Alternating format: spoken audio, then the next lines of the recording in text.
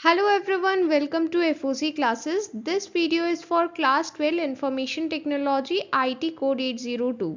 आज के इस वीडियो में हम चैप्टर 2 ऑपरेटिंग वेब को वन शॉट में कवर करने वाले हैं।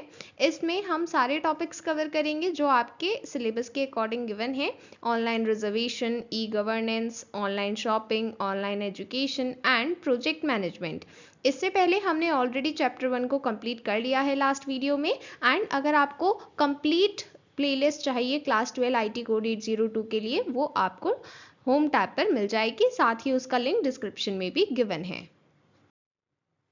बिफोर प्रोसीडिंग अहेड, अगर आपको सभी चैप्टर्स के detail notes, chapter wise question answers and solve previous year questions चाहिए तो इसके लिए आप all in one book purchase कर सकते हैं।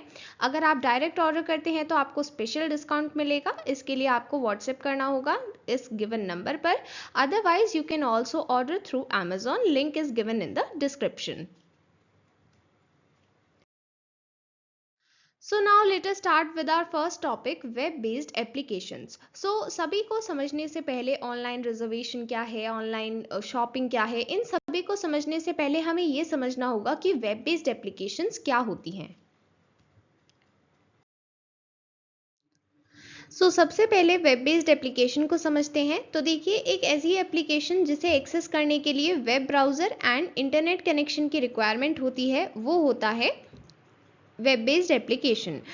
वेब बेस्ड एप्लीकेशन, क्योंकि ये नेम से ही समझ में आ रहा है ये कुछ वेब से रिलेटेड है, तो वही हम यहाँ पर एक्सप्लेन कर रहे हैं कि जब हमें उस एप्लीकेशन को एक्सेस करने के लिए वेब ब्राउज़र चाहिए। मीन्स सपोज करते हैं आपको CBSE वेबसाइट ओपन करनी है, ठीक है। तो CBSE वेबसाइट ओपन करने के लिए आप क्या करेंगे, आपके डिवाइस में जो भी आप सॉफ्टवेयर यूज़ करते हैं वेब ब्राउज़र की तरह, लाइक हो सकता है आप गूगल क्रोम यूज़ करें, हो सकता है आप एज यूज़ करें, या फिर और कोई ब्राउज़र आप यूज़ कर रहे हैं, तो उसमें सबसे पहले तो आप URL टाइप करेंगे, ठीक है। और साथ ही एक और कंडीशन भी ज़रूरी होगी कि वहाँ पर नेटवर्क कनेक्शन होना चाहिए। मीन्स अगर आपके पास खुद का इंटरनेट नहीं भी है तो आप उसे वाईफाई से कनेक्ट करें, बट नेटवर्क कनेक्शन का होना ज़रूरी है, तभी आप उस वेब बेस्ड एप्लीकेशन को एक्सेस कर पाएंगे। तो ऐसा क्या है वेब बेस्ड एप्लीकेशंस में, या फिर क्या एडवांटेजेस हैं जिसकी वजह से हम ये पूरा चैप्टर इनके बारे में पढ़ रहे हैं। तो इसके कुछ मेजर बेनिफिट्स हैं जिसकी वजह से ये इतने पॉपुलर हैं, हम इन्हें इतने वाइडली यूज़ करते हैं। सबसे पहला बेनिफिट है कि ये हमें हर टाइम और हर दिन अवेलेबल मिलते हैं। मीन्स ऐसा नहीं है कि इनका कोई स्पेसिफिक ओपनिंग या क्लोजिंग टाइम है, और ऐसा भी नहीं है कि इनका कोई स्पेसिफिक डे होता है जिस दिन ये क्लोज हो जाते हैं। नहीं, वो आपको हर टाइम वो सर्विस मिलेगी, किसी भी दिन एंड कहीं भी। साथ ही आप अपने कंफर्ट के अकॉर्डिंग ये फैसिलिटीज़ एक्सेस कर पाते हैं। मींस ऐसा ज़रूरी नहीं है कि आपको अगर कोई ऑनलाइन लेक्चर देखना है तो उसके लिए आपको पर्टिकुलरली कहीं बाहर जाना होगा। नहीं, अगर वो ऑनलाइन लेक्चर है तो आप उसको घर से भी देख सकते हैं। तो इसका मतलब है कि आप अपने कंफर्ट, अपने हिसाब से उन फैसिलिटीज़ को एक्सेस कर सकते हैं अगर आपके पास इंटरनेट कनेक्शन है तब। अब हम वेब बेस्ड एप्लीकेशन के कैटेगरीज को डिस्कस करेंगे, किस तरह से हमने क्लासिफाई किया है इन एप्लीकेशंस को। तो सबसे पहले ऐसे एप्लीकेशंस हैं जिसमें financial online transaction means online payment करनी होती है, ऐसे एप्लीकेशंस की बात कर रहे हैं। इसके एग्जांपल हैं online reservation system, online shopping, bill payments. आपने नोटिस किया होगा कभी भी अगर आपको कहीं जाना है, लाइक आपको बाय ट्रेन ट्रैवल करना है या फिर बाय एयर ट्रैवल करना है, तो आप उसके लिए पहले से ही टिकट रिजर्व कर देते हैं ऑनलाइन रिजर्वेशन के थ्रू। तो उसमें आपको कुछ ऑनलाइन पेमेंट करनी होती है, तभी आपको वो टिकट सक्सेसफुली मिल पाता है। इसी तरह से ऑनलाइन शॉपिंग के लिए जब भी आप ऑनलाइन शॉपिंग करते हैं तो उसमें भी आप पहले से पे करते हैं, कभी कभी बाद में पे करते हैं, बट अल्टीमेटली आप वहाँ पर ट्रांजेक्शन कर रहे हैं। एंड सिमिलरली बिल पेमेंट्स, उसमें भी आप बिल पे करते हैं, मीन्स ऑनलाइन पेमेंट करते हैं। Then comes the next category. अब नेक्स्ट कैटेगरी में ऐसे एप्लीकेशंस हैं जिसमें आपको इन्फॉर्मेशन देनी है एंड इंट्रैक्शन करना है। फॉर एग्जाम्पल, आपको कोई भी पर्टिकुलर गवर्नमेंट की सर्विस के बारे में कुछ इन्फॉर्मेशन चाहिए कि ये पर्टिकुलर प्रोसेस कैसे होता है, या फिर इसमें एनरोल कैसे करना है। तो उससे रिलेटेड जो भी इंफॉर्मेशन आपको चाहिए, इंट्रैक्शन करना है, उसके लिए कभी आप फॉर्म्स फिल करते हैं, कभी कोई क्वेरी पोस्ट करते हैं, कभी इंफॉर्मेशन देखते हैं। तो इन सभी के एग्जांपल्स हैं e governance, online tutorial and test.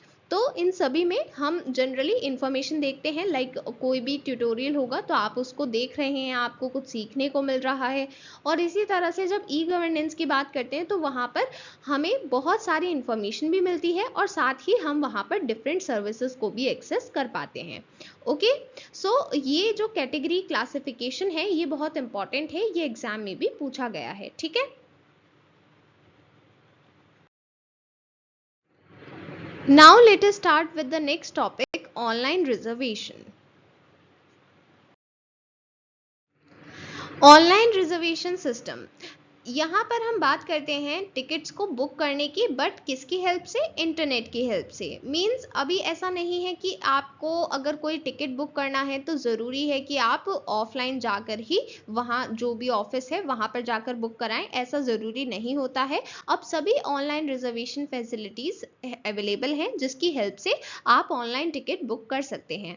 And अगर ऑलरेडी बुक्ड टिकट है, आपको उसे कैंसिल करना है, इवन उसके लिए भी आप इंटरनेट को यूज़ करके उसे कैंसिल कर सकते हैं। सो ये ऑनलाइन रिजर्वेशन कैसे वर्क करता है? बेसिकली हम यहाँ पर एज अ यूज़र अपनी इंफॉर्मेशन प्रोवाइड करते हैं, लाइक हमें कहाँ से कहाँ ट्रैवल करना है, कितने दिन के लिए ट्रैवल करना है, उसी बेसिस पर हमें इंफॉर्मेशन शो की जाती है, लाइक कौन कौन सी फ्लाइट्स या ट्रेन्स अवेलेबल हैं, या फिर जो भी हम सर्च कर रहे हैं, जिस चीज़ के लिए टिकट सर्च कर रहे हैं उससे रिलेटेड इंफॉर्मेशन हमें डिस्प्ले की जाती है। और फिर जो भी हमारे लिए सूटेबल ऑप्शन होगा हम उसे चूज़ करेंगे और फिर वहाँ पर ऑनलाइन पेमेंट करते हैं ताकि हमारा टिकट रिजर्व हो जाए। Understood?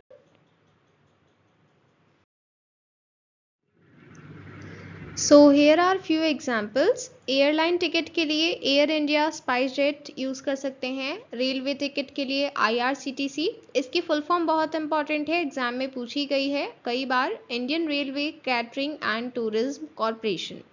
Then bus ticket, hotel booking, car rental, tour and travel booking along with airline and railway ticket, ये सभी फैसिलिटीज़ आपको एक जगह पर मिलती हैं। मेक माई ट्रिप, ये एक ऐसा प्लेटफॉर्म है जहाँ पर आपको ये सभी फैसिलिटीज़ एक ही जगह पर मिल जाती हैं। सो ये एग्जाम्पल भी याद रखेंगे और ये जो सेपरेट एग्जाम्पल्स बताए हैं ये भी याद रखेंगे। इसके बाद मूवी टिकट बुक करने के लिए बुक माई show, Wave cinema, PVR, Big cinema, ये सभी यूज़ कर सकते हैं, ये सभी मूवी टिकट्स प्रोवाइड करते हैं। So here are the examples with images, यहाँ पर मैंने आपको एग्जाम्पल के साथ इसलिए दिखाया है ताकि आपको ज़्यादा याद रहे, आप इजीली रिकॉल कर पाएँ। IRCTC for railway ticket, then Make My Trip, यहाँ पर आपको ऑलमोस्ट सभी फैसिलिटीज़ मिल जाएंगी, flight, hotel, train, bus, everything. Then Book माई शो पर आप कोई भी शो बुक कर सकते हैं, मतलब कोई मूवी है, स्ट्रीम है, इवेंट, प्ले, स्पोर्ट्स, एक्टिविटीज़, इन सभी के लिए आप टिकट्स यहाँ पर बुक कर सकते हैं। ओके, अब बात करते हैं ऑनलाइन रिजर्वेशन के क्या क्या एडवांटेजेस हैं। देखिए यहाँ पर हम दो टाइप के एडवांटेजेस पढ़ने वाले हैं। सबसे पहले कंज्यूमर्स के पॉइंट ऑफ व्यू से, मींस जो भी लोग ये फैसिलिटी यूज़ कर रहे हैं ऑनलाइन रिजर्वेशन की, उन्हें क्या क्या एडवांटेजेस मिलते हैं जिसकी वजह से वो इसे प्रेफर करते हैं। तो सबसे पहला है कन्वीनियंट। इसका मतलब है कि जब भी आपको कोई भी ऑनलाइन टिकट बुक करना है तो ज़रूरी नहीं है कि कोई स्पेसिफिक टाइम हो, कोई स्पेसिफिक लोकेशन हो, आप कहीं भी किसी भी टाइम बुक कर सकते हैं, तो आप अपनी कन्वीनियंस के अकॉर्डिंग बुक करते हैं। देन प्राइस कंपैरिजन, मींस अगर आपने अपनी प्रेफरेंस बताई है तो आपको काफ़ी सारे चॉइस मिलते हैं एंड आप इजीली कंपेयर कर सकते हैं कि कहाँ पर प्राइस कम है और आप उसी को प्रेफर कर सकते हैं। देन कंफर्मेशन, जब आप ऑनलाइन पेमेंट कर देते हैं उसके बाद आपको कंफर्मेशन के लिए आपका टिकट भी मिल जाता है जो ये कंफर्म करता है कि आपका ऑनलाइन टिकट बुक हो गया है। इसके बाद सिक्योरिटी, तो सिक्योरिटी के लिए यूज़र नेम एंड पासवर्ड के फीचर्स होते हैं, लाइक आप कभी भी कोई ऑनलाइन टिकट बुक करना चाहते हैं तो उसके लिए आपको साइन इन करना होगा। अगर आपने साइन इन नहीं किया तो आपको टिकट बुक करना अलाउ नहीं किया जाएगा।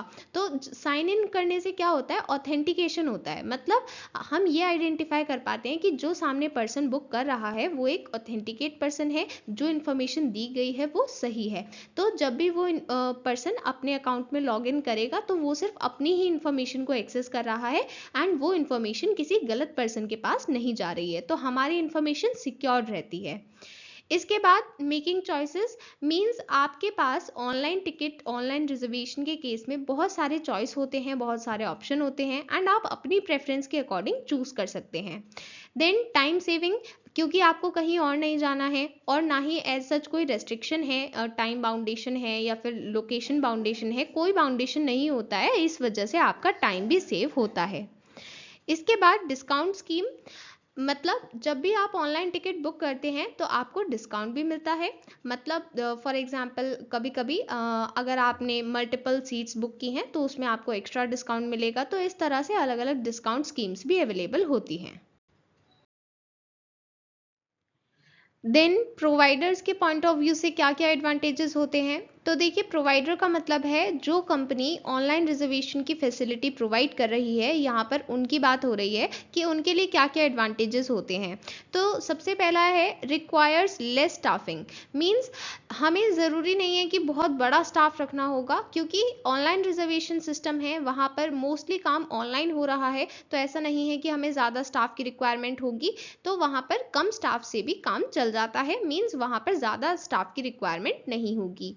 इसके बाद नो स्पेशल रेस्ट्रिक्शन, स्पेशल का मतलब होता है स्पेस से रिलेटेड, लाइक आपको जगह की कोई भी रेस्ट्रिक्शन नहीं है, क्योंकि आपको पता है कि सभी काम ऑनलाइन हो रहा है, तो इतने ज़्यादा कस्टमर्स आपके ऑफिस में नहीं आएंगे जितने ऑफलाइन के केस में आते हैं। लाइक ऑफलाइन रिजर्वेशन होगा तो वहाँ पर इतना स्पेस होना चाहिए कि सभी कस्टमर्स वहाँ पर एकोमोडेट हो पाए प्रॉपरली।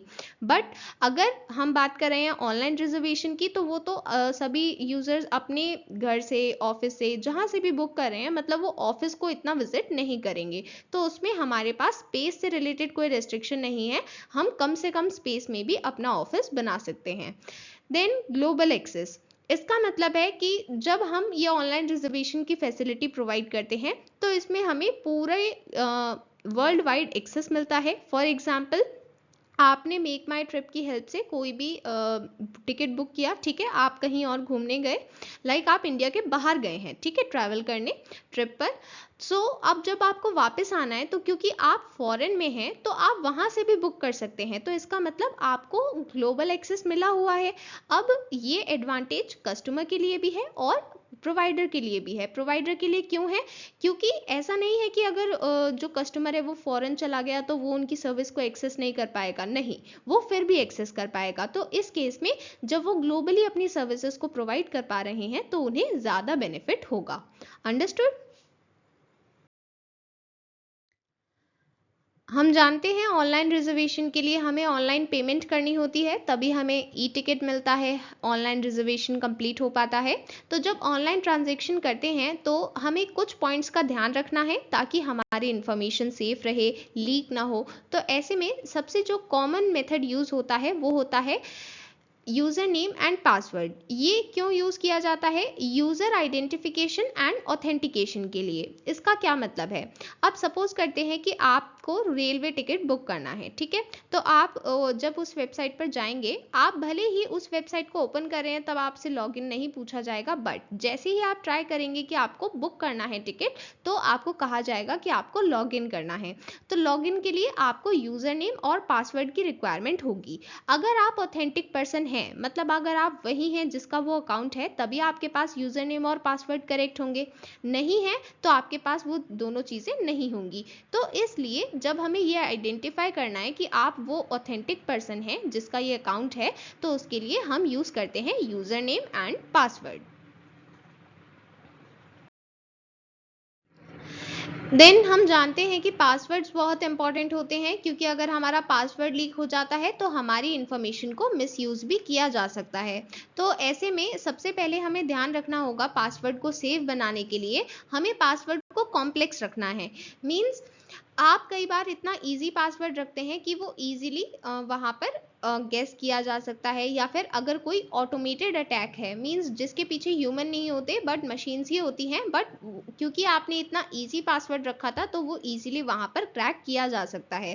तो इसलिए आप अपने पासवर्ड को कॉम्प्लेक्स रखें, वहाँ पर अपर केस के लेटर्स, लोअर केस के लेटर्स, नंबर्स, स्पेशल कैरेक्टर्स सभी का कॉम्बिनेशन यूज़ करें, तभी वो एक अच्छा स्ट्रॉन्ग पासवर्ड माना जाता है। इसके बाद आपको ध्यान रखना है कि आप कहीं भी अपने पासवर्ड को लीव ना करें। लाइक आपने कहीं बाहर बुकिंग की है, ठीक है। और उस केस में आप जब बुकिंग कर दें उसके बाद आप अपने पासवर्ड लॉगिन इन्फॉर्मेशन को डिलीट कर दें, अदरवाइज उस इन्फॉर्मेशन को कोई और मिसयूज कर सकता है। एंड किसी और के साथ अपने पासवर्ड शेयर ना करें, चाहे वो कोई भी हो। देन आपको कभी भी ऐसे किसी पर्सन का नेम पासवर्ड की तरह यूज़ नहीं करना है जो आपके बहुत क्लोज हैं, लाइक आपके फैमिली मेम्बर हैं, आपके फ्रेंड्स हैं, क्योंकि ऐसे नेम्स को इजीली गेस किया जा सकता है और अगर किसी ने गेस कर लिया तो ऑफकोर्सली वो आपके अकाउंट को एक्सेस कर पाएगा and that is ऑफकोर्सली not correct. तो इसलिए आपको ऐसे नेम्स यूज़ नहीं करने हैं। ओके, अब हम स्टेप्स को समझने वाले हैं किस तरह से एयरलाइन या रेलवे टिकट बुक करना है। तो देखिए, इसके लिए जितने स्टेप्स यहाँ पर गिवन है ये कॉमन है, मतलब कॉमन प्रोसीजर ही फॉलो करना है, आप एयरलाइन का टिकट बुक करें या रेलवे का टिकट। एंड इससे रिलेटेड क्वेश्चन एग्जाम में पूछा गया है कई बार, इसलिए ये इंपॉर्टेंट है। तो सबसे पहले आपको ये चेक करना है कि आपके पास वेब ब्राउज़र होना चाहिए और इंटरनेट कनेक्शन भी होना चाहिए आपकी डिवाइस पर।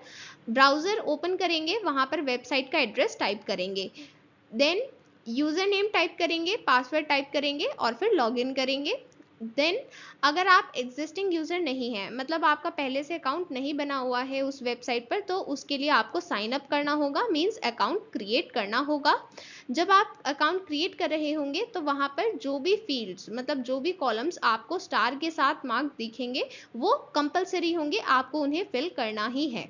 बाकी जिन पर स्टार नहीं लगा हुआ है वो ऑप्शनल होते हैं, आप उनको लीव भी कर सकते हैं।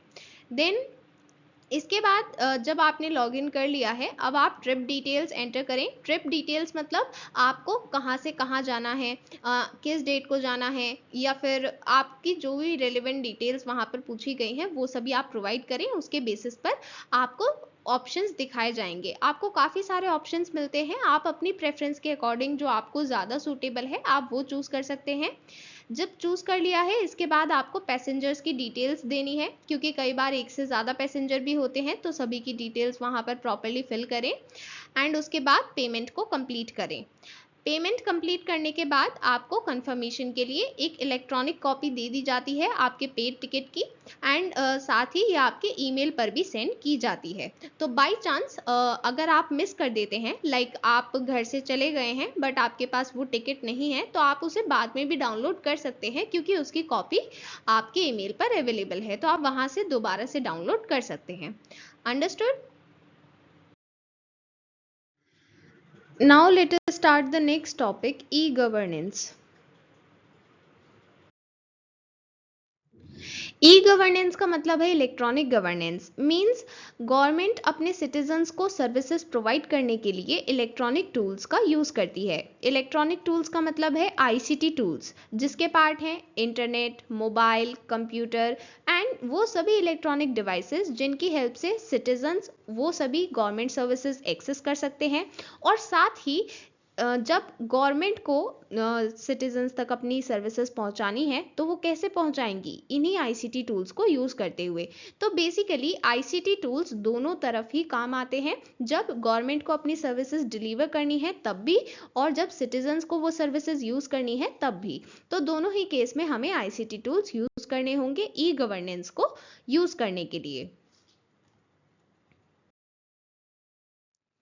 Then here are few examples of ICT enabled services by government, means जो services हमें online government deliver करती है उन सभी के examples यहाँ पर given है, and ये examples question में exam में पूछे भी गए हैं। So these are important and even कुछ common भी होते हैं, आप जानते हैं already, like अगर आपको birth certificate या death certificate का registration कराना है, आधार या फिर पैन कार्ड का registration कराना है, ड्राइविंग लाइसेंस बनवाना है, रेलवे टिकट्स बुक करने हैं, आरटीआई एप्लीकेशन सबमिट करना है, इन सभी के लिए आपको गवर्नमेंट वेबसाइट्स को एक्सेस करना होता है, गवर्नमेंट वेब बेस्ड एप्लीकेशंस को एक्सेस करना होता है, एंड वहाँ पर आपको ये सभी सर्विसेज मिलती हैं। अब बात करते हैं कि सिटीजन्स को क्या एडवांटेज है, बेनिफिट है ई गवर्नेंस से। सो ई गवर्नेंस हेल्प करता है सिटीजन्स को सोशली और इकोनॉमिकली स्ट्रांग बनाने में। कैसे? क्योंकि जब भी सिटीजन्स को कोई गवर्नमेंट सर्विस एक्सेस करनी है तो अब उन्हें किसी मिडिलमैन के पास नहीं जाना होगा, उन्हें किसी को एक्स्ट्रा मनी नहीं देनी होगी। अब जो भी इंफॉर्मेशन है, जो भी सर्विसेज हैं, वो डायरेक्टली एक्सेस कर सकते हैं एंड यहाँ पर किसी का कोई मिडिल में रोल नहीं होगा। इसकी वजह से जो उन्हें इंफॉर्मेशन मिलेगी और जो उन्हें सर्विसेज मिलेंगी वो अच्छी क्वालिटी की होंगी और सही होंगी। इस वजह से ट्रांसपेरेंसी आती है सिस्टम में और जो एक्चुअल बेनिफिशरीज होते हैं, जिनको एक्चुअल में ये सभी स्कीम्स मिलनी चाहिए, जिनको उनका बेनिफिट मिलना चाहिए, वो उन्हें एक्सेस कर पाते हैं।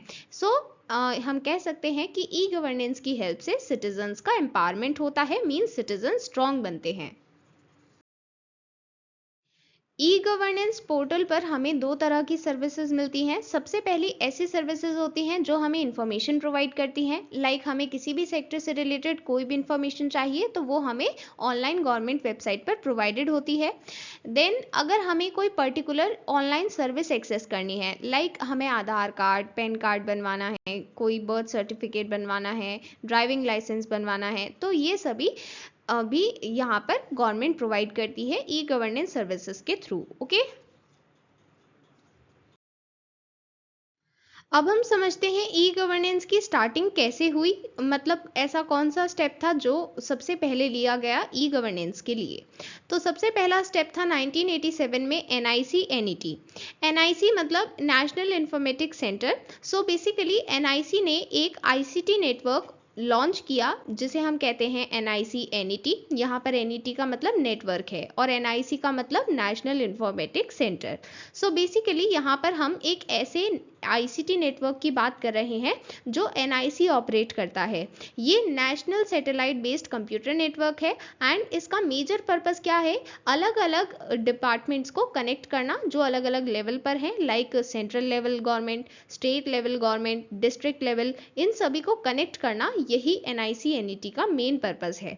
सो यहाँ पर ये जो पहला इनिशिएटिव था, इसका पर्पस था सभी डिफरेंट गवर्नमेंट डिपार्टमेंट्स को कनेक्ट करना और एक प्लेटफॉर्म प्रोवाइड करना ताकि गवर्नमेंट अपनी सर्विसेज को प्रोवाइड कर पाए। ठीक है, इसके बाद अब नेक्स्ट स्टेप आता है डिस्निक प्रोग्राम। डिस्निक प्रोग्राम का मतलब है district information system of national informatics centre. So basically NIC ने ही एक और प्रोग्राम लॉन्च किया और इसमें ये डिस्ट्रिक्ट पर फोकस कर रहे थे। तो बेसिकली यहाँ पर जितनी भी डिस्ट्रिक्ट थी सभी के विलेज लेवल पर डेटाबेस बनाए गए। मतलब अलग अलग डिस्ट्रिक्ट में बहुत सारे विलेजेस होते हैं, तो यहाँ पर विलेज लेवल पर हर एक डिस्ट्रिक्ट के लिए डेटाबेस बनाए गए और इसका मेन फोकस ये था कि यहाँ पर ये जो डिस्ट्रीब्यूटेड डेटाबेस बनेगा, इसकी हेल्प से हमारे पास पूरा डेटा हो। मतलब अगर हमें ऑनलाइन गवर्नमेंट सर्विसेज प्रोवाइड करनी है तो पहले उसके लिए हमें ये भी तो पता होना चाहिए ना, हमारे जो सिटीजन्स हैं वो कितने हैं, कहाँ पर हैं। तो ये सभी जब इंफॉर्मेशन प्रॉपर होगी तभी तो हम वो सर्विसेज प्रोवाइड कर पाएंगे। तो ये डिस्निक प्रोग्राम इसी चीज़ में हेल्प कर रहा था। फिर आता है 2006 में एनईजीपी प्रोग्राम। तो एनईजीपी वाज द मेन थिंग। अब हम एनईजीपी को समझते हैं। एनईजीपी का मतलब है नेशनल ई गवर्नेंस प्लान। ये 2006 में दो डिपार्टमेंट्स ने मिलकर लॉन्च किया, department of electronics and information technology, department of administrative reforms and public grievances. So basically ये प्लान लॉन्च किया गया इस पर्पस के साथ कि सभी सिटीजन्स को गवर्नमेंट सर्विसेज ऑनलाइन प्रोवाइड की जा सके।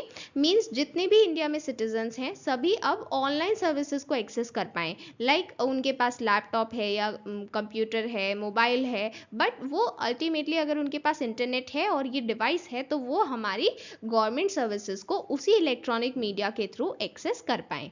यही मेन इनिशिएटिव लॉन्च किया गया with the help of NeGP. Now here are few examples of central initiatives for e-governance, मतलब जो सेंट्रल गवर्नमेंट ने लिए हैं। So the first is NEGD, means national e governance division, ये full form exam point of view से भी important है। NEGP और NEGD दोनों कई बार एग्जाम में पूछी गई हैं।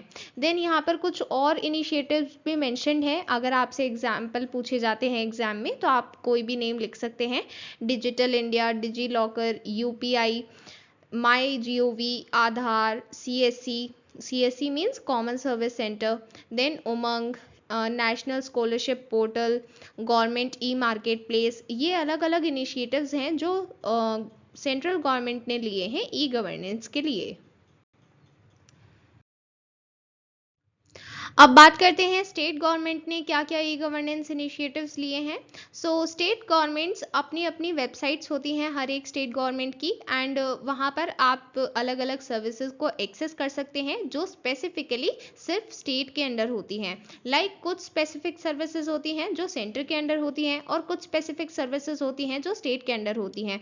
तो अगर आपका स्टेट उत्तर प्रदेश है तो आप उत्तर प्रदेश की ऑफिशियल वेबसाइट पर जाएंगे, अगर आपका स्टेट उड़ीसा है तो आप उड़ीसा की ऑफिशियल वेबसाइट पर जाएंगे। हर एक स्टेट की अपनी अपनी ऑफिशियल वेबसाइट होगी और उस पर उससे रिलेटेड सभी सर्विसेज आपको मिल जाएंगी।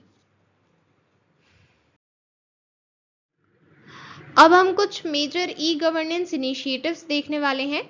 यहाँ पर ई गवर्नेंस साइट्स का डिस्कशन करेंगे एंड ये दोनों साइट्स बहुत इंपॉर्टेंट हैं। First one is national portal of India. India.gov.in को नेशनल पोर्टल ऑफ इंडिया कहते हैं एंड इसका लेटेस्ट वर्जन कुछ इस तरह का दिखता है। यहाँ पर आप देख सकते हैं आपको एक सर्च बार गिवन है, मीन्स आपको जो भी सर्विस चाहिए वो आप डायरेक्टली यहाँ पर सर्च कर सकते हैं या फिर जो भी इंफॉर्मेशन चाहिए। अदरवाइज आपको यहाँ पर अभी हम शो करेंगे उसमें आपको डिफरेंट सर्विसेज और डिफरेंट इंफॉर्मेशन के लिए भी कॉलम्स गिवन होते हैं।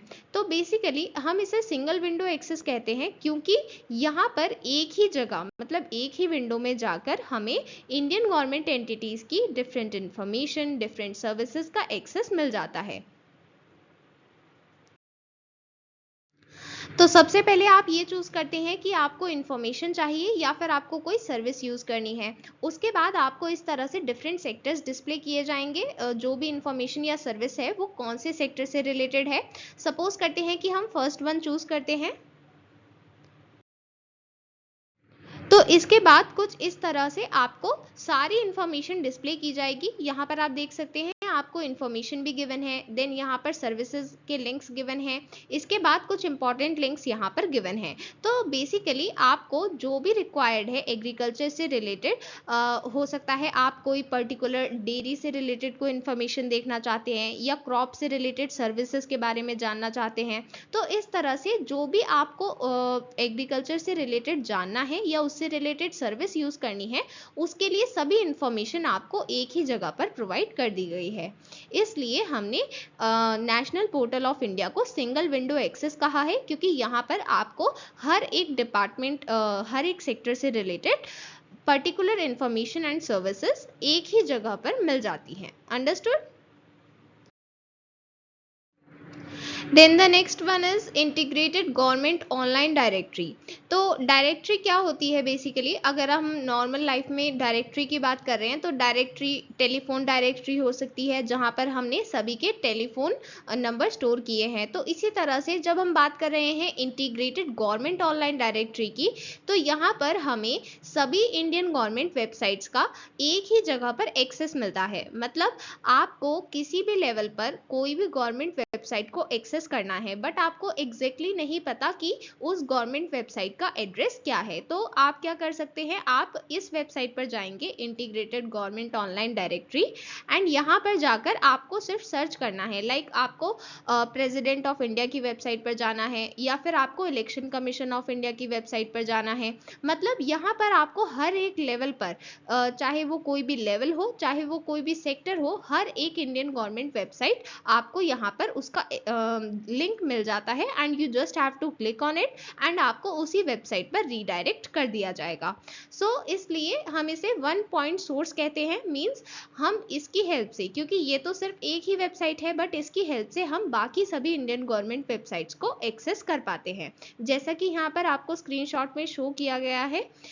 इस तरह से हमें लिंक्स प्रोवाइडेड होते हैं, हमें बस इस पर क्लिक करना है एंड हमें उसी वेबसाइट पर ले जाया जाएगा। अंडरस्टूड? सो इस तरह से डिफरेंट कैटेगरीज गिवन होती हैं, apex bodies, union government, state और यूटी गवर्नमेंट, इस तरह से डिफरेंट कैटेगरीज होती हैं। एंड हमें जो भी कैटेगरी में जो भी ऑप्शन चूज करना है हम उस पर क्लिक कर सकते हैं, या तो उसमें फर्दर सब कैटेगरी ओपन होगी या फिर डायरेक्टली वेबसाइट ओपन हो जाएगी। और यहाँ पर सभी गवर्नमेंट वेबसाइट्स का ही एक्सेस मिलता है। सो आप जो भी लिंक पर क्लिक करेंगे वो आपको ऑथेंटिक वेबसाइट पर ही लेकर जाएगा। अंडरस्टूड? इस तरह से आपको यहाँ पर डिफरेंट सेक्टर शो किए जाते हैं। अगर आप किसी पर्टिकुलर सेक्टर से रिलेटेड वेबसाइट्स को देखना चाहते हैं, लाइक ऐसा नहीं है कि एक सेक्टर के लिए सिर्फ एक ही वेबसाइट होती है, एक सेक्टर से रिलेटेड मल्टीपल वेबसाइट्स होती हैं।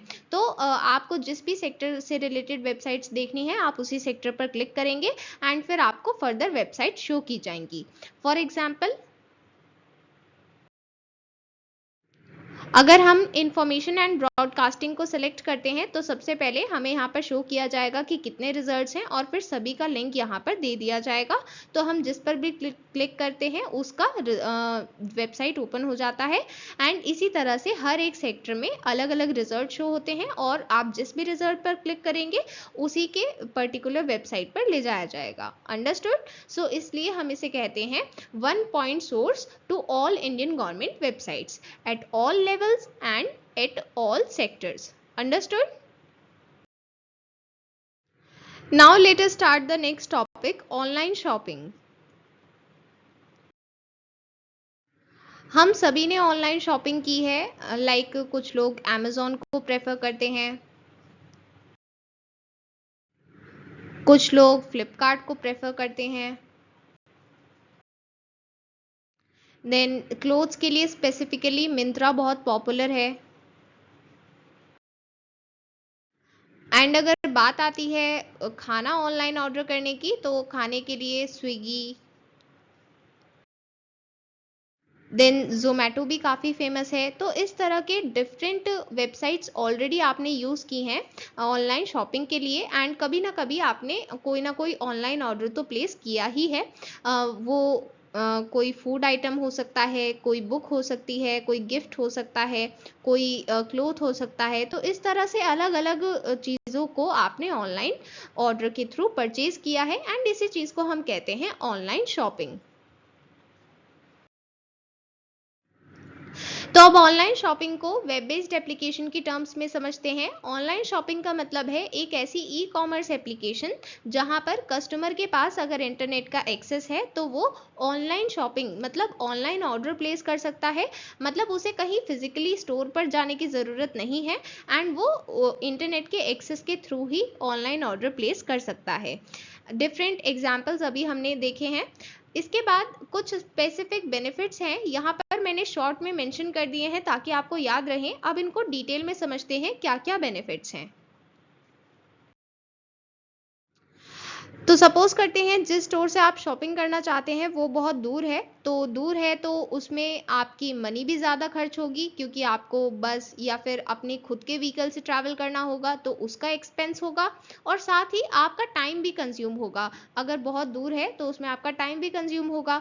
और ये भी हो सकता है कि आप अपना टाइम और मनी इन्वेस्ट करके जाएं भी बट वहाँ पर जाकर आपको वो चीज़ मिले ही ना, वो आउट ऑफ स्टॉक हो। तो उस केस में हमें ऑनलाइन शॉपिंग ज़्यादा सूटेबल है क्योंकि ना ही हमें वहाँ पर कहीं जाना है तो हमारे जाने का खर्चा बचेगा और दूसरा हमारा टाइम भी सेव होगा। जितना टाइम हम यहाँ पर ट्रैवलिंग में लगा रहे हैं उतने टाइम में तो हम ऑर्डर प्लेस करके और कुछ काम करने लगेंगे, और वहाँ पर अगर आउट ऑफ स्टॉक होगी कोई चीज़ तो वो हमें मोस्ट प्रोबेबली दूसरे ऑप्शन में मिल जाती है, और अगर नहीं भी मिलती तो हमारे पास ऑप्शन होता है कि हम उसे बाद में चेक कर सकते हैं, हमें नोटिफिकेशन मिल जाता है। तो इन ऑल हमारा ऑनलाइन शॉपिंग में टाइम भी वेस्ट नहीं होता और मनी भी कम खर्च होती है, सिर्फ हमें प्रोडक्ट पर ही खर्च करनी है, ट्रैवलिंग में कोई भी खर्चा नहीं होगा।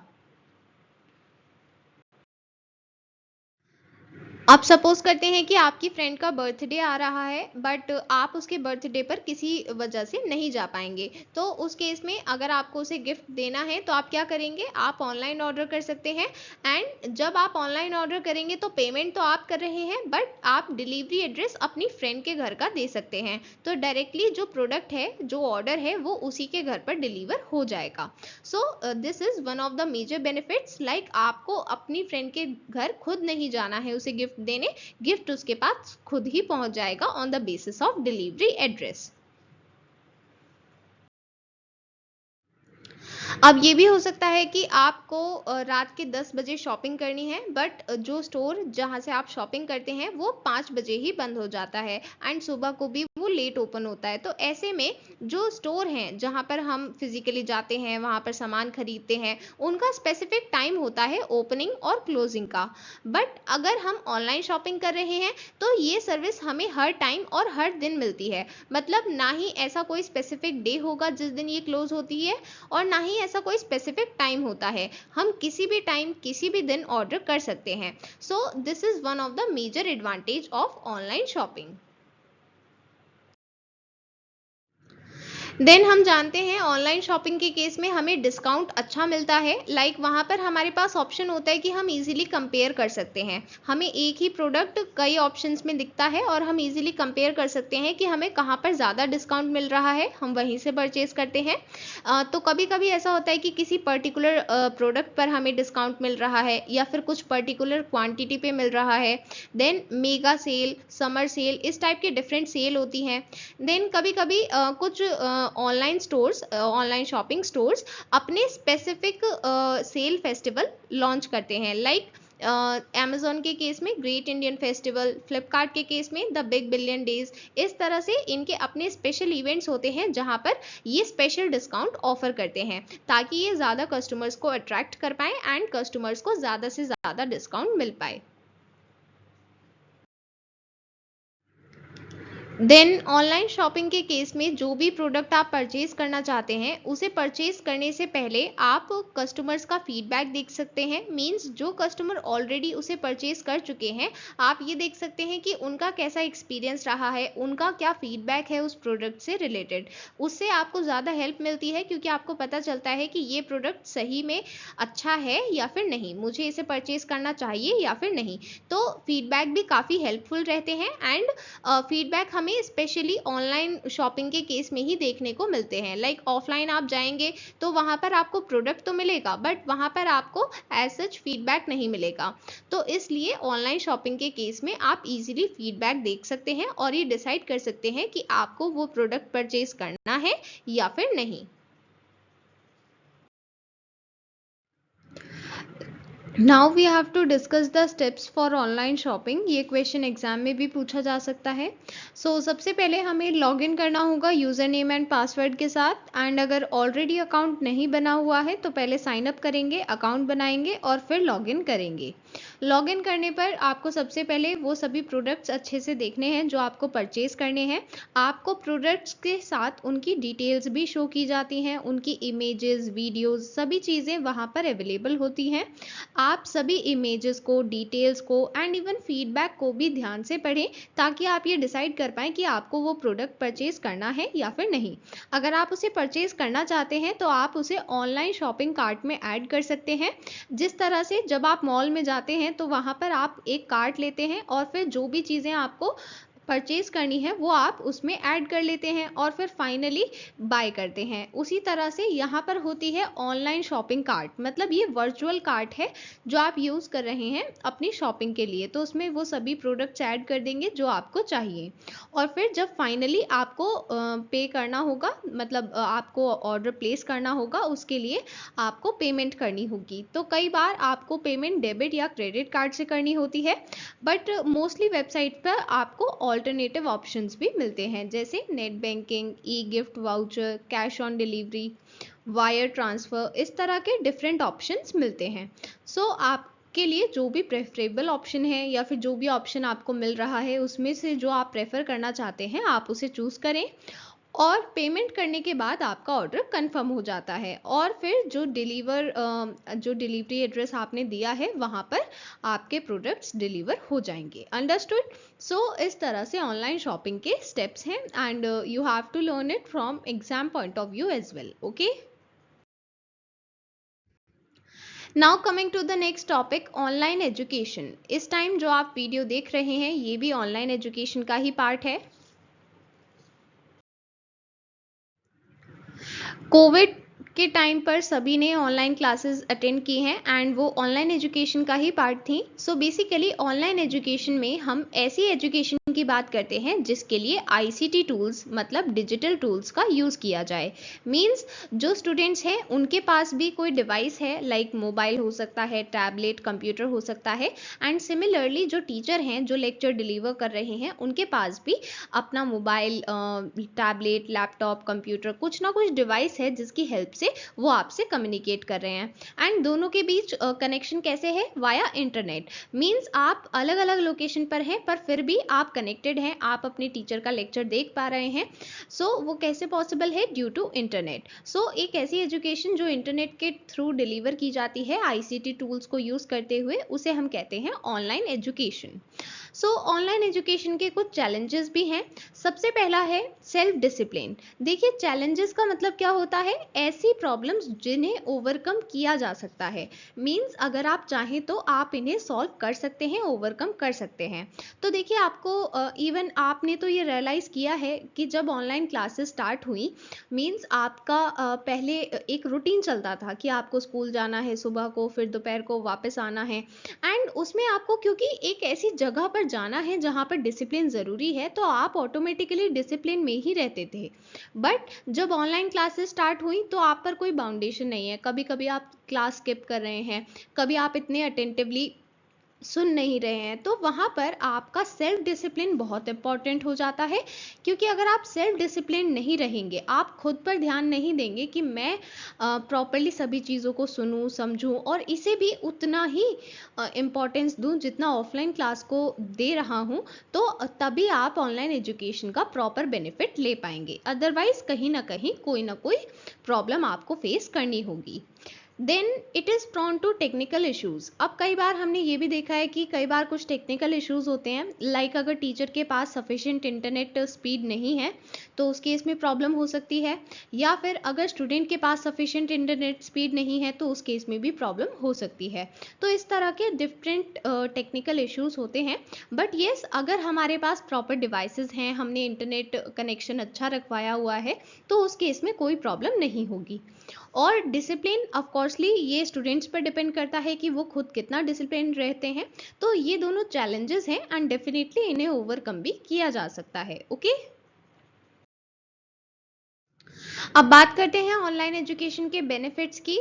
आपने रियलाइज़ किया है खुद कि ऑनलाइन एजुकेशन कितनी बेनिफिशियल होती है। जब कोविड के टाइम पर सभी स्कूल्स बंद हो गए थे तो स्टूडेंट्स की क्लासेस पर कोई अफेक्ट ना हो, उनकी पढ़ाई पर कोई अफेक्ट ना हो, इसके लिए ऑनलाइन क्लासेस स्टार्ट की गई, जहां पर टीचर्स ने इंटरनेट एंड डिवाइसेस का यूज़ करते हुए आपको ऑनलाइन क्लासेस प्रोवाइड की।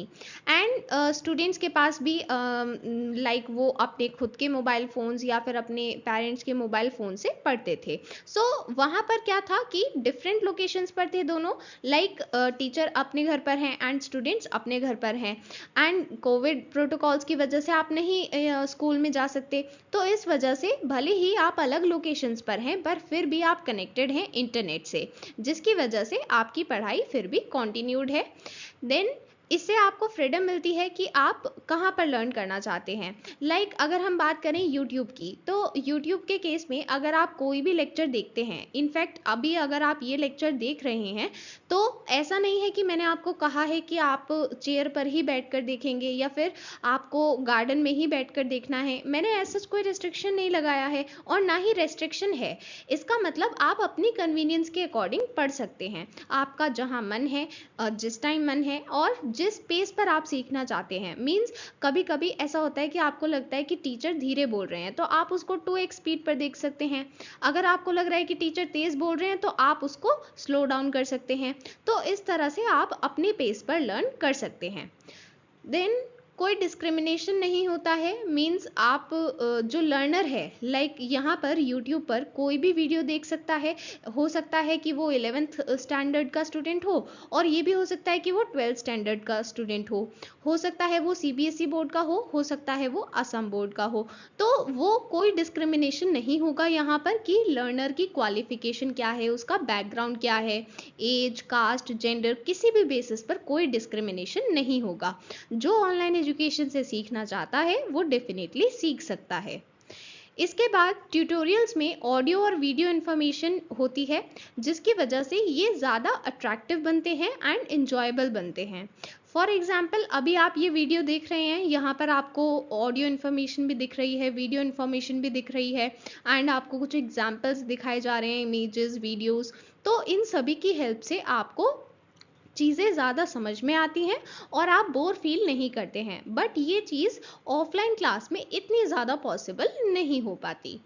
देन ट्यूटोरियल और टेस्ट ऑलमोस्ट सभी टॉपिक्स के लिए अवेलेबल होते हैं। लाइक आपने क्लास 12 में जितने भी सब्जेक्ट्स लिए हैं, आपके पास हर एक सब्जेक्ट के लिए ऑनलाइन रिसोर्स अवेलेबल है।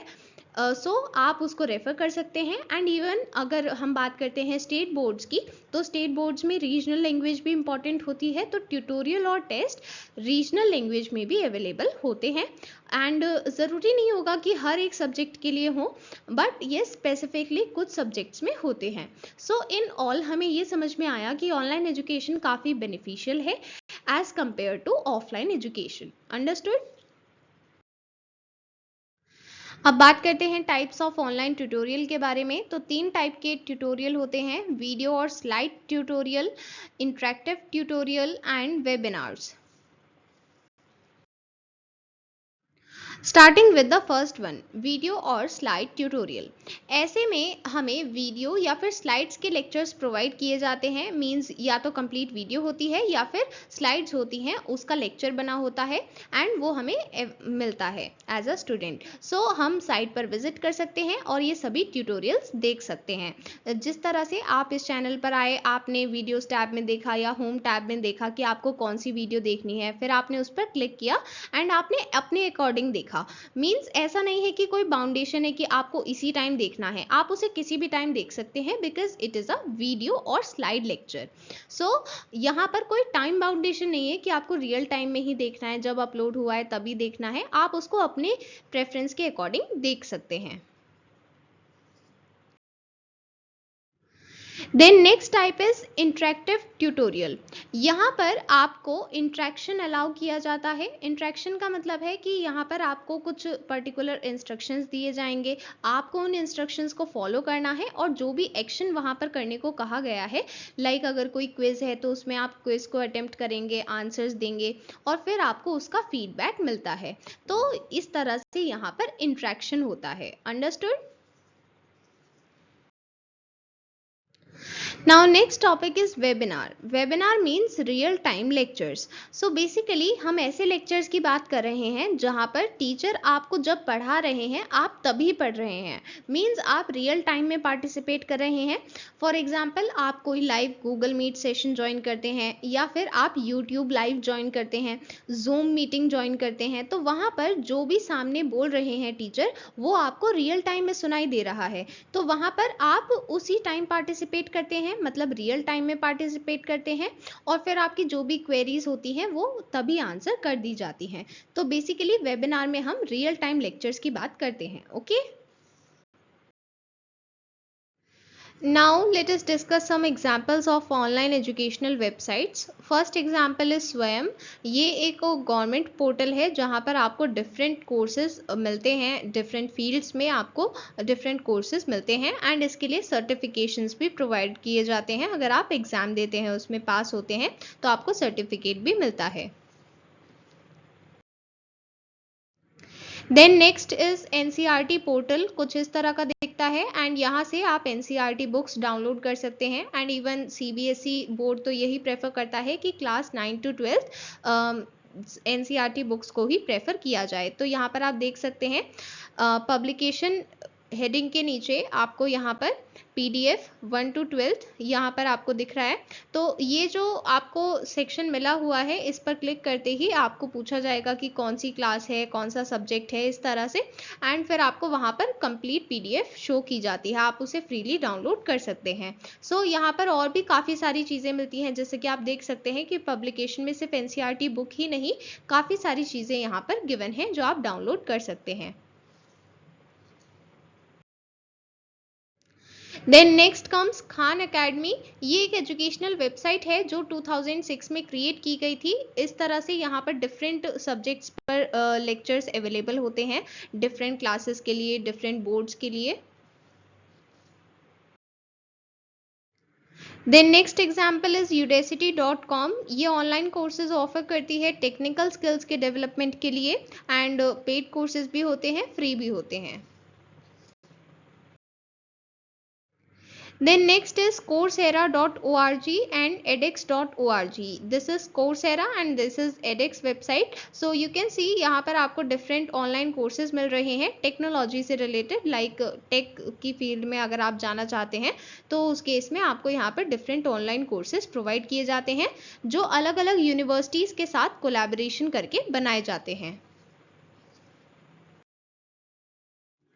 Then next example is w3schools.com। यहाँ पर आपको कुछ फ्री ट्यूटोरियल्स मिलते हैं, कुछ पेड ट्यूटोरियल्स मिलते हैं वेब डेवलपमेंट टेक्नोलॉजी से रिलेटेड, एंड यहाँ पर अगर आप सर्टिफिकेट अर्न करना चाहते हैं तो उसके लिए एग्जाम होता है, एग्जाम के बाद आपको सर्टिफिकेट भी मिल जाता है। One more example is GSF Global. It is also an online educational platform. यहाँ पर आपको अलग अलग lessons, topic से related lectures मिलते हैं, courses मिलते हैं, and you can study and learn from them. So till now we have discussed different type of online web based applications. Now we are going to discuss project management. अब हम ये सीखने वाले हैं कि web based application कैसे बनाई जाती हैं, इनका development कैसे किया जाता है, इसका basics हम यहाँ पर सीखने वाले हैं। वेब एप्लीकेशन डेवलपमेंट को समझने से पहले हमें समझना होगा वेब एप्लीकेशन क्या है। वेब एप्लीकेशन एक ऐसा प्रोग्राम है जो रिमोट सर्वर पर स्टोर्ड होता है। इसका मतलब यहाँ पर जो भी इंफॉर्मेशन हम एक्सेस करना चाहते हैं वेब एप्लीकेशन के थ्रू, जब हम वेब ब्राउज़र पर उसका एड्रेस टाइप करते हैं, फिर इंटरनेट से कनेक्टेड होंगे, तब हमें ये इन्फॉर्मेशन मिल जाएगी। तो ये इन्फॉर्मेशन आ कहाँ से रही है? ये जो रिमोट सर्वर्स हैं इन सभी में ये इन्फॉर्मेशन स्टोर्ड है और यहीं से ये ऑनलाइन इन्फॉर्मेशन डिलीवर की जाती है।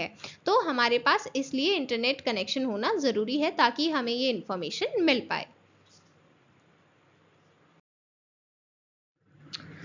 सपोज करते हैं कि आपके टीचर ने कहा है कि आपको एक रेन वाटर हार्वेस्टिंग मॉडल बनाना है, तो आप घर पर जाकर क्या कहते हैं कि मम्मी या पापा हमें क्या बनाना है, हमें एक प्रोजेक्ट बनाना है, राइट? यही कहते हैं।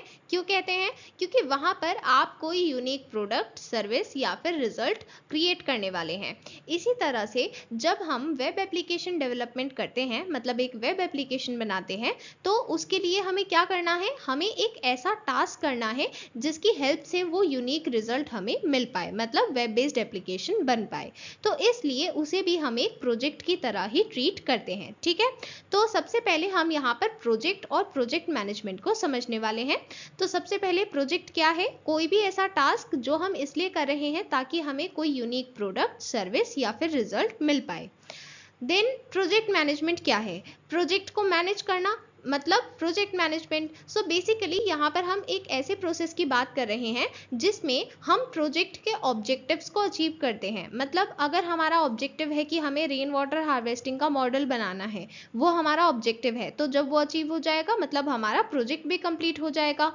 इसके लिए हम स्पेसिफिक सेट ऑफ एक्टिविटीज़ करेंगे, मतलब हमें पता है कि हमें क्या क्या एक्टिविटीज़ करनी होंगी। हमें सबसे पहले थर्माकोल या फिर किसी तरह का हार्ड मटेरियल कलेक्ट करना होगा जिसकी हेल्प से उसका बेस बन पाए, एंड फिर बाकी मटेरियल्स कलेक्ट करने होंगे, फिर हम उनको ज्वाइन करेंगे, पेंट करेंगे, उसे वर्किंग मॉडल बनाएंगे। तो इस तरह से हमें पता है कि हमें वहाँ पर क्या क्या एक्टिविटीज़ करनी है और टाइम फ्रेम के अंडर करनी है। मीन्स ऐसा नहीं होता है कि आपको बोला गया है कि आपको 10 डेज़ के अंदर सबमिट करना है और आप 20 डेज़ में सबमिट करें, फिर तो वो लेट माना जाएगा। आपको टाइम फ्रेम जो गिवन है उसी के अंदर वो सबमिट करना होगा। इसका मतलब है आपको ये सभी चीज़ें ध्यान में रखते हुए क्या-क्या, सबसे पहला कि प्रोजेक्ट का ऑब्जेक्टिव क्या है, उसमें हमें कौन-कौन सी एक्टिविटीज़ करनी है, कितने टाइम में करनी है, इन सभी चीज़ों को ध्यान में रखते हुए आपको एंड रिजल्ट प्रोड्यूस करना है। मतलब जो भी आप एंड में बनाना चाहते हैं उसे अचीव करना है। तो प्रोजेक्ट मैनेजमेंट में हम अपने नॉलेज, स्किल्स, टूल्स, टेक्निक सभी चीज़ों को अप्लाई करते हैं। हमारी जितनी भी नॉलेज है, हमें जितना भी ज्ञान है कि हमें रेन वाटर हार्वेस्टिंग कैसे बनाना है, उसको वर्किंग मॉडल में कैसे कन्वर्ट करना है, उसके लिए क्या स्किल्स अप्लाई करनी होगी, क्या क्या टूल्स रिक्वायर्ड होंगे, कौन कौन सी टेक्निक्स लगानी होंगी, हर चीज़ की एप्लीकेशन यहाँ पर देखने को मिलती है। तभी हम उस प्रोजेक्ट को कंप्लीट कर पाते हैं। अंडरस्टूड? अब हम समझने वाले हैं प्रोजेक्ट की क्या क्या कैरेक्टरिस्टिक्स होती हैं। तो अभी हमने जो डेफिनेशन पढ़ी है वहीं से हम कैरेक्टरिस्टिक्स भी बता सकते हैं। सबसे पहला ये है कि उसकी एक्सटेंड डिफाइंड होती है। मींस ऐसा नहीं है कि आप अनलिमिटेड कहीं तक भी अपना प्रोजेक्ट एक्सटेंड कर रहे हैं, नहीं, उसकी एक्सटेंड पहले से डिफाइंड होगी, उसकी बाउंड्रीज डिफाइंड होंगी कि आपको कहाँ तक बनाना है। अगर आपसे रेन वाटर हार्वेस्टिंग मॉडल बनाने को कहा गया है तो ऐसा नहीं होगा कि आप अपने घर पर एक्चुअल में रेन वाटर हार्वेस्टिंग कंस्ट्रक्ट करें और फिर टीचर को कहें कि मैम हमारे घर आकर देख लेना, हमने वहां पर बना दिया है।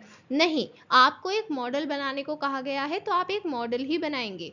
इसी तरह से आपको बाउंड्रीज सेट करनी है और उसी में रहकर काम करना है।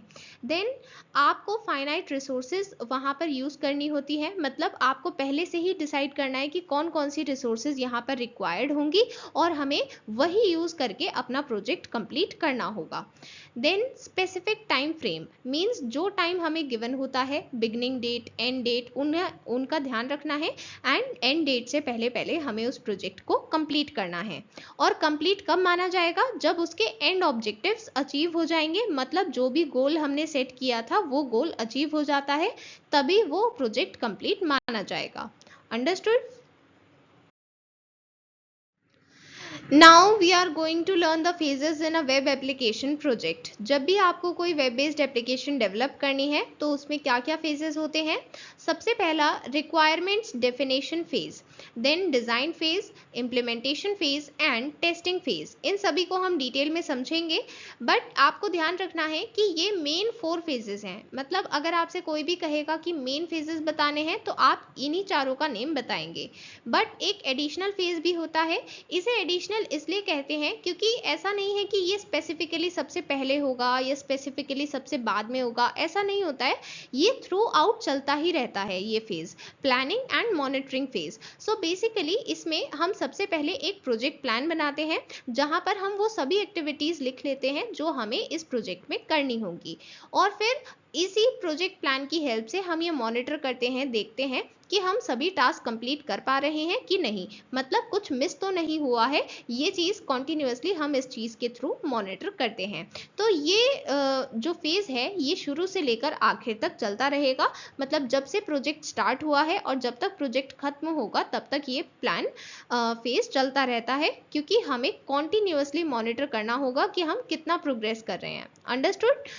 आपको अगर मेन फेजेस पूछे जाते हैं तो आप इन चारों का नेम बताएंगे, और अगर एडिशनल फेज का नेम पूछा जाता है तो प्लानिंग एंड मॉनिटरिंग फेज के बारे में बताएंगे। Okay, now let us understand the phases in detail. First one is requirements definition phase. जैसा कि नेम से समझ में आ रहा है, यहाँ पर हम अपनी रिक्वायरमेंट्स को डिफाइन करते हैं। मतलब हम ये समझते हैं कि वेब एप्लीकेशन बनानी क्यों है, डेवलप क्यों करनी है, उसकी मेन प्रॉब्लम स्टेटमेंट क्या है, और साथ ही उसका स्कोप भी आइडेंटिफाई करते हैं। तो यहाँ पर हमें 2 मेन चीज़ों पर ध्यान देना है, feasibility and scope. Feasibility check करने के लिए हम 2 एस्पेक्ट्स को देखते हैं। टेक्निकली हम ये चेक करते हैं कि वो पॉसिबल है या फिर नहीं, हम उसे कर पाएंगे या फिर नहीं। देन इकोनॉमिकली हम ये देखते हैं कि क्या वो प्रॉफिटेबल होगा या फिर नहीं। देन अगर हमें ये दोनों फिजिबल मिलते हैं, टेक्निकल और इकोनॉमिकल एस्पेक्ट दोनों फिजिबल मिलते हैं, तभी हम आगे प्रोसीड करेंगे, अदरवाइज प्रोसीड नहीं करेंगे। देन स्कोप में हम ये चेक करते हैं कि इस एप्लीकेशन में क्या क्या होगा। मतलब यहाँ पर हम एप्लीकेशन के फीचर्स की एक डिटेल लिस्ट बनाते हैं। वहाँ पर एप्लीकेशन में कौन कौन से फीचर्स होने चाहिए, इसके लिए हम गोल्स बनाएंगे कि हमें कौन कौन से गोल्स अचीव करने होंगे, और हम लिमिटेशंस भी रिकॉग्नाइज करेंगे कि वहाँ पर क्या क्या लिमिटेशंस हैं, क्या क्या बाउंड्रीज हैं। ये सभी हम चीज़ें ध्यान रखते हैं स्कोप में।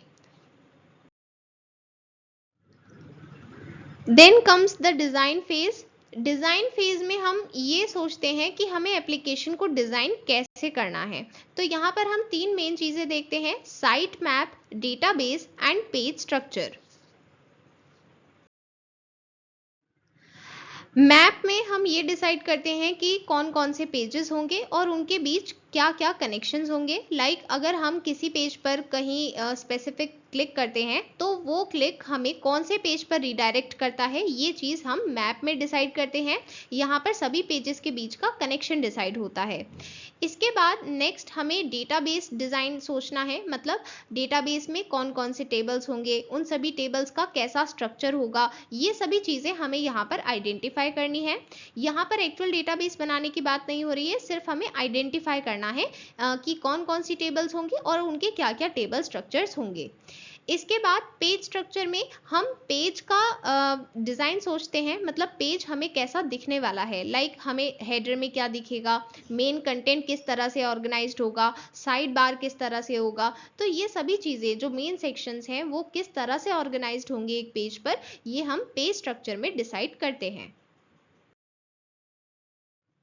Then next comes the implementation phase. यहाँ पर आपको चीज़ों को एक्चुअली इम्प्लीमेंट करना है। इम्प्लीमेंट करने का मतलब है अब हम यहाँ पर सबसे पहले बैकएंड डेटाबेस को क्रिएट करेंगे, देन फ्रंट एंड को क्रिएट करेंगे और फिर दोनों के बीच में कनेक्टिविटी एस्टैब्लिश करेंगे। मीन्स दोनों को कनेक्ट करेंगे, एक प्रॉपर वेब बेस्ड एप्लीकेशन की तरह वर्क कराने के लिए उन दोनों को कनेक्ट किया जाएगा।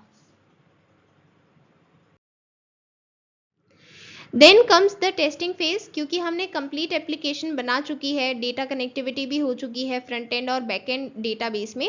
सो अब हमें क्या देखना है कि ये प्रॉपर वर्क कर रही है एप्लीकेशन। इसके लिए हमें फ्रंट एंड बैक एंड दोनों को प्रॉपरली चेक करना होगा मल्टीपल सैंपल्स के साथ। यहाँ पर डेटा के मल्टीपल सैंपल सेट लिए जाएंगे और फिर आपको जो भी वहाँ पर एरर्स मिलते हैं, मतलब एप्लीकेशन में बग्स मिलते हैं, वो सभी फाइंड करने हैं कहाँ कहाँ पर एरर आ रहे हैं और उनको फिक्स करना है, मतलब सही करना है। तो जहाँ पर भी एरर है उसको फाइंड करेंगे और उसको फिक्स करेंगे, करेक्ट करेंगे। जब करेक्ट कर दिया है तो दोबारा से टेस्ट करेंगे और फिर इसी तरह से जब तक आपका फाइनल वैलिडेशन नहीं हो जाता। फाइनल वैलिडेशन मीन्स अब आपने जब टेस्ट किया तो इस बार कोई भी एरर नहीं मिला है, तो इसका मतलब फाइनल वैलिडेशन हो चुका है कि ये एप्लीकेशन बिल्कुल सही है। तो जब फाइनल वैलिडेशन हो जाएगा तब आप उस एप्लीकेशन को रेडी फॉर रिलीज कंसिडर करेंगे। तो मतलब इसके बाद आपका प्रोजेक्ट कंप्लीट होता है। Understood? Then here are different case studies, online game, online quiz and online bill calculator related to project management। आपको ये case studies given है ताकि आपको वो और अच्छे से समझ में आ पाए। हमने सारे concepts discuss कर लिए हैं, ये basically examples हैं। Okay, so try to read them। अगर आपको कोई भी problem होती है आप comment section में पूछ सकते हैं। Okay, class 12 IT board students, अगर आपको सभी चैप्टर्स के detail notes, chapter wise question answers and solve previous year question answers चाहिए तो इसके लिए आप ऑल इन वन बुक को रेफर कर सकते हैं। इसको परचेज करने के लिए लिंक्स डिस्क्रिप्शन में गिवन है। Amazon link is given in the description and if you want special discount you can place direct order via the given WhatsApp number. Okay, so we'll meet you soon in the next video. Till then, bye bye.